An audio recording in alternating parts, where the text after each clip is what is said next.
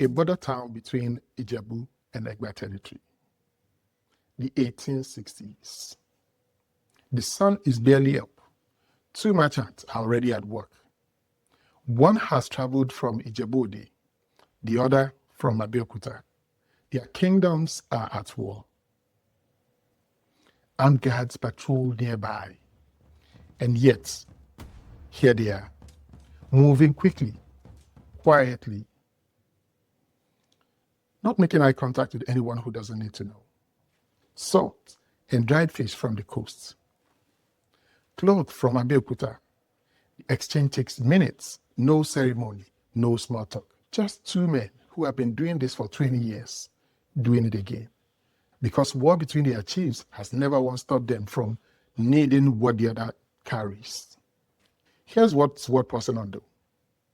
These men speak different dialects of the same language. They know the same proverbs. Their prayers come from the same tradition. They both trace their ancestors to Ile-Ife. By sunset, each of them would have told the same joke in different dialects to men who would laugh at the same punchline. They are enemies by decree. They are connected by everything else. Kinship surpasses kingship. After Oyo's collapse, there was no political authority holding Yoruba land together. Kingdoms fought, alliances shifted, borders were redrawn in blood, and yet the culture held. How? Welcome back to Yoruba History, Identity, and the In-Between. I'm Dr. Zach Shitu. Quick map of where we are. Season 1 follows the 19th century in Yoruba land. Episode 1 covered the collapse of the Oyo Empire. Episode 2 traced Ibadan's rise, a refugee camp that became a new political system. Episode 3 explored how the word Yoruba became a shared identity across peoples who had never used it to describe themselves. Episode 4 asked the structural question underneath all of that. In my work as a technology and systems architect, one challenge comes up constantly. How do complex systems stay coherent without centralized control? How do you do something that holds together? Not because one authority is enforcing the rules at the top, but because the participants share frameworks, have real dependencies on each other, and find it worth staying connected. That question is very much alive in enterprise architecture today. It turns out it's equally alive in 19th century Yoruba history. After Oyo's collapse, there was no political center. Kingdoms warred for decades. By standard measure, the region was fragmented, and yet a recognizably shared culture persisted. Language, ritual, trade, kinship, origin narratives, all of it continued. Not because anyone was enforcing it, but because the networks maintaining it were distributed, resilient, and rooted in mutual interests.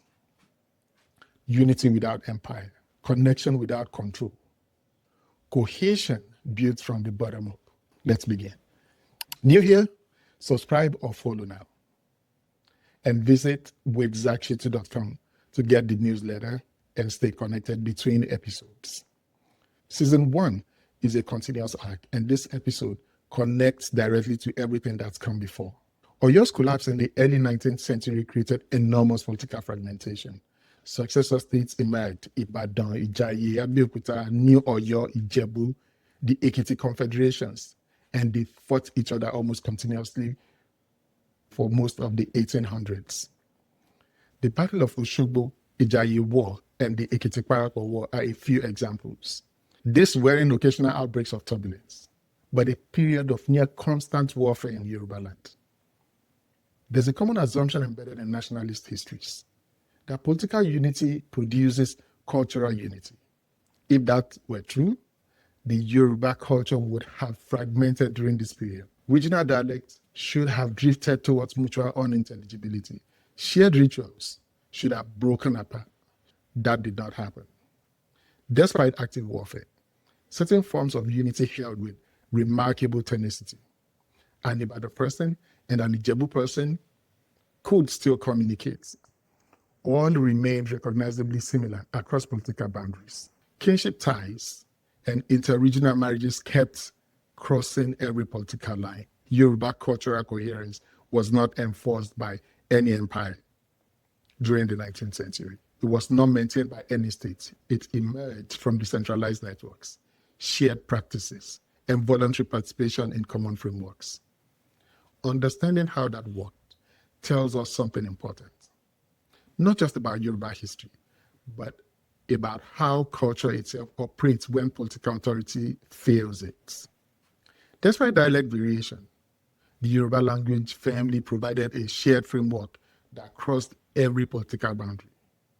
Where Ijebu and Oyo dialects differed, they still shared core vocabulary, grammatical structures, tonal patterns, and the ritual language used in religious and political contexts. Language created a clear boundary. If you spoke Edo, Igbo, or Nupe, you were outside. If you spoke a Yoruba dialect, any of them, you were inside. Even if your kingdom was an enemy, that simple distinction did enormous cultural work. Proverbs, or Owe, were among the most popular carriers of cultural unity. They were used in political negotiation as direct arguments, developed in legal dispute as moral authority, taught to children as compressed community wisdom. Many proverbs were shared across Yoruba regions. An elder in Ondo and an elder in Ijebu would know many of the same ones. This created a shared cultural vocabulary that transcended political boundaries. When an Egba diplomat used the proverb in negotiation with Ibadan, both sides understood the reference, even when they disagreed completely on its application. The shared code held, even when the relationship didn't. Ifa divination operated on highly standardized ritual language across all of Yoruba land. Babalawos learned the same Ifa, the divination verses, performed similar rituals, and used the same interpretive framework regardless of where they trained or practiced. A Babalawo from Oyo could travel to Ijebu and be received as fully legitimate. This created trans-regional intellectual community whose authority came entirely from the knowledge, not political affiliation. Babalawos could go where political figures could not go and say things political figures could not say. Oriki, praise poetry and chants, served functions no political institution could replicate. Lineages maintained their Oriki across generations, keeping identity intact through displacement and crisis. Chiefs Oriki established authority in terms everyone recognized. Important events and heroic figures were preserved in Oriki when no written record existed. Even when kingdoms were fighting, the Oriki carried the memory of ancient alliances and shared ancestors. The Oriki said, quietly and persistently, that the current conflict was not the whole story. We have fought before. We have made peace before. We are connected beyond whatever is happening now. That is the cultural infrastructure for reconciliation. And that is far easier to maintain across a war than to rebuild from scratch after one. Political boundaries really stopped economic exchange. Yoruba market system operated on rotating 4, 5, or 7 days cycles with different towns holding market on different days, so traders could move through circuits. Market had protected status. Violence inside a market was a ritual violation, not just practical inconvenience. During active wars, market often continued to function. The reason was straightforward. Both sides needed them. Kingdoms at war still required swords from the coast, kola nuts from the forest zones, cloths from weaving centers, iron tools from smithing towns. Complete embargo would hurt both sides equally. So trade continued. Openly during peace, quietly through intermediaries during hostilities, through border market that both sides tacitly allowed because their economies depended on them. Market women, particularly successful long-distance traders, built networks that were among the most resilient connective tissues in 19th century Yoruba land. A successful Ijebu market woman might maintain trading relationship with partners in Egba, Ibadan, and Ondo simultaneously. Managing these relationships through political conflict that her male counterparts were nominally fighting. These women served as information brokers. They often knew what was happening in different territories before the news reached political leaders. They sometimes mediated in conflict directly because commercial interest in peace gave them genuine leverage. They created kinship ties through marriages that spanned political lines. And they operated with relative autonomy from male political authorities. The economic function gave them a kind of political immunity the political sphere could not easily override. The chiefs made war. The market women kept the connections. Regional craft specialization built structural independence that made isolation economically self-defeating. Ijebu controlled salt and coastal products. Ibadan's hinterland produced kola nuts at scale. Abeokuta's cloth weaving was sought across the region. Ife produced ritual objects and prestige brass casting. Various smithing centers produced the iron tools and weapons everyone needed. No kingdom was self-sufficient. Every kingdom needed something the other produced. This was not accidental. It was a structural feature of a regional economy that had evolved over centuries. Interdependence is not the same as friendship, but it creates a flaw below which hostility becomes economically irrational.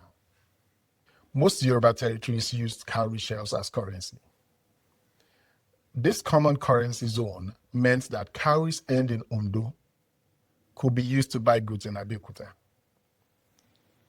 Traders could operate across political boundaries without converting between incompatible monetary systems. Practical economic unity without political unity. Certain towns sat on key trade routes connecting different regions. Their prosperity depended entirely on being the place where exchange happened, which gave them powerful incentives to moderate political conflict that threatened trade flows. They became informal mediators, not because anyone appointed them, but because peace was their business model. This is the part of the show where I ask you to do something. The market women kept their networks alive, even though wars would have ended formal alliances in a week. We keep this one alive in about 30 seconds. Subscribe, follow, or share if you want to go deeper. Source notes, extended context, early access, that's for Patreon. Find it at patreon.com/Zakshitu. Drop a comment. Where do you see this pattern today? Networks operating beneath and around formal power structures. In your community, in your industry, in your country, the parallels are everywhere. Despite active warfare, marriages between people from different Yoruba kingdoms continued throughout the 19th century. Elite families married across regions to seal political agreements or build commercial partnerships. Trading families intermarried to extend their networks. At the level of ordinary life, people met at markets, festivals, and married each other for the same reason people always have. Every such marriage created a kinship network that would cross political lines. A woman from Ijebu who married into an Egba family had relatives in both territories. Her children had uncles and cousins on both sides of any conflict.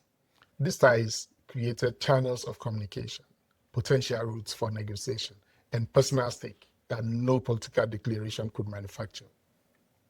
When your mother's family is from Ijebu and your father's from Egba, and the two kingdoms are at war, your loyalties are complicated. Multiply that by thousands of families across Yoruba land with similar cross-regional ties. And warfare becomes harder to sustain at maximum intensity. People did fight relatives. This happened, but kinship ties created information flows between hostile territories and channels for quiet negotiation and a moderating influence on violence. It is easier to dehumanize a complete stranger, harder when they are related to your wife, your trading partner of 20 years, or the man who taught your son a craft. Harder still, the same is true for soldiers on both sides. Yoruba practices of child fosterage created additional cross-regional bonds. Children might be fostered by wealthy relatives in different towns or sent to craftspeople to learn trades. An Ibadan chief might foster children from Ijebu families. An Egba trader might have apprentices from Ondo. The enormous displacement of the 19th century, the refugee flows that we covered in episode 2, paradoxically deepened this. But the real people from Oyo, Egba, Ife, and Ijebu backgrounds. Abeokuta was founded by Egba refugees, but incorporated others. These mixed communities were themselves cross-boundary networks, maintaining ties to their regions of origin, living proof that people from different political entities could share a community, which made the political divisions feel contingent rather than permanent, as indeed they were. Ile-Ife's authority was ritual, not military. New kings from other Yoruba towns traditionally sought ritual confirmation from the Ooni of Ife. Ifa priests trained in Ife's networks. The origin narratives of the entire Yoruba world gave Ife prestige without requiring it to have power. This meant that people from hostile kingdoms could visit Ife simultaneously and participate in its ritual together. Ife stood above political conflict, not because it could enforce neutrality.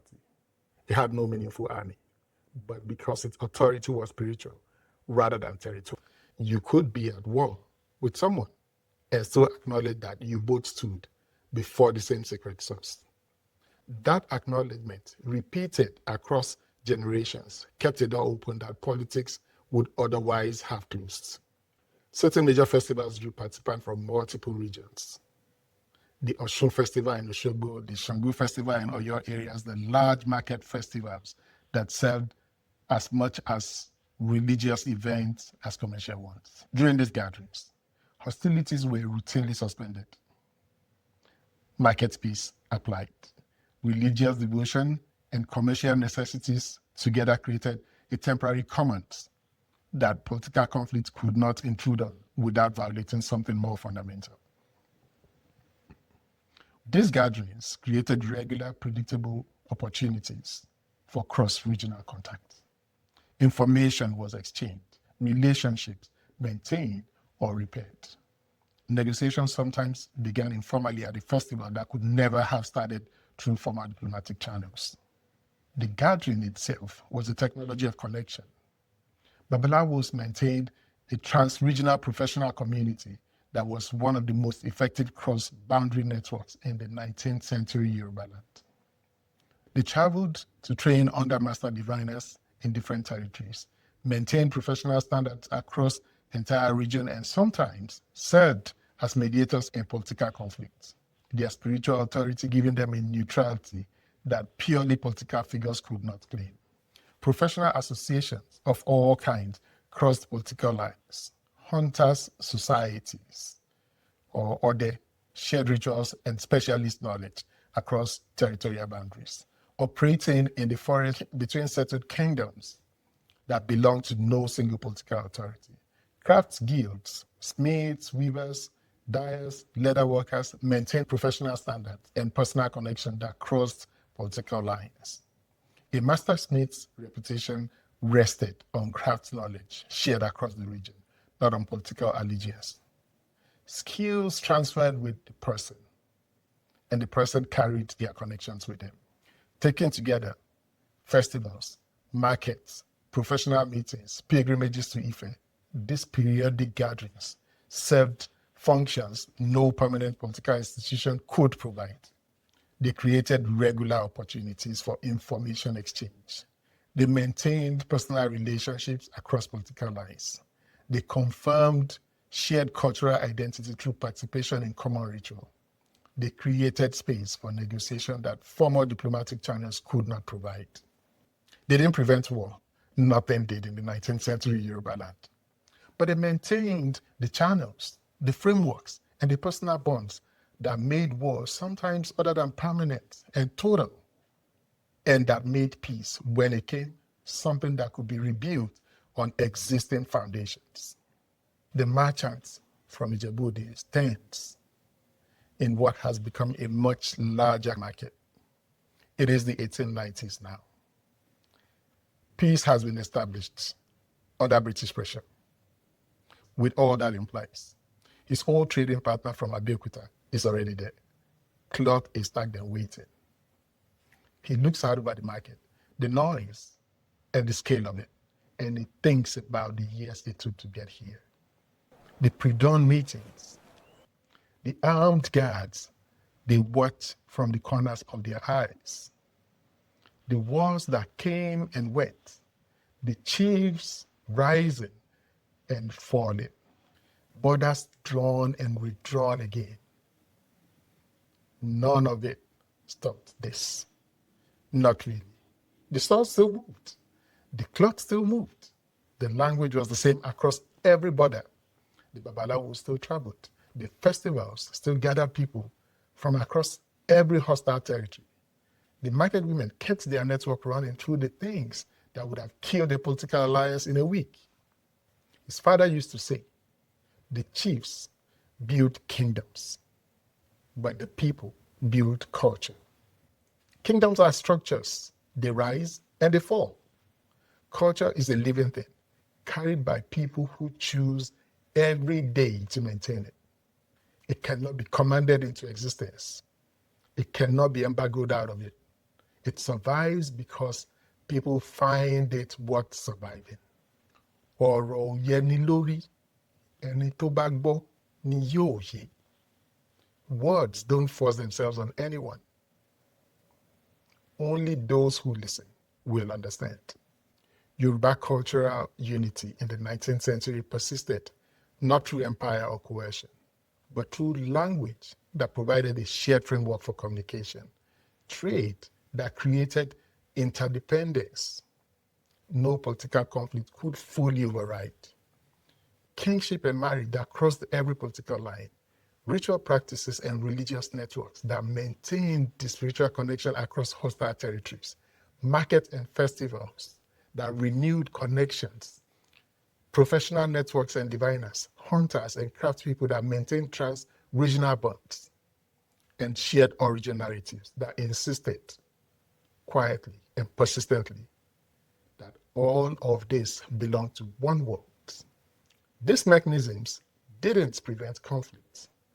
Yoruba kingdoms fought each other brutally throughout the 19th century, but the networks provided the infrastructure for communication during the hostilities, for reconciliation after wars, and for an identity that outlasts any single kingdom. The empire fell, the networks remained.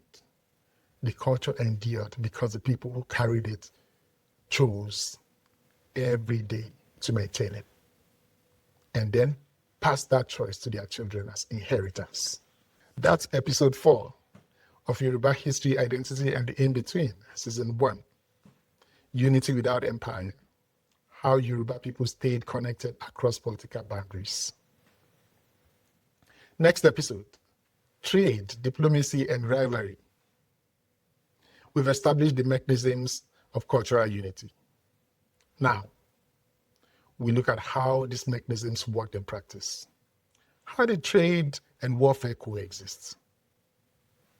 How were conflicts managed without an overarching political authority? How did competition sometimes strengthen rather than destroy connections? The practical politics of fragmentation and what they reveal about how power actually works when there is no empire to enforce it. That's next. If season 1 is building something for you, subscribe on YouTube, follow on your podcast apps, and sign up for the newsletter at withzachchitu.com. That's where the act continues between episodes. Drop a comment. Which mechanism felt most alive to you? The trade networks, the kinship ties, the Ifa community, the festivals?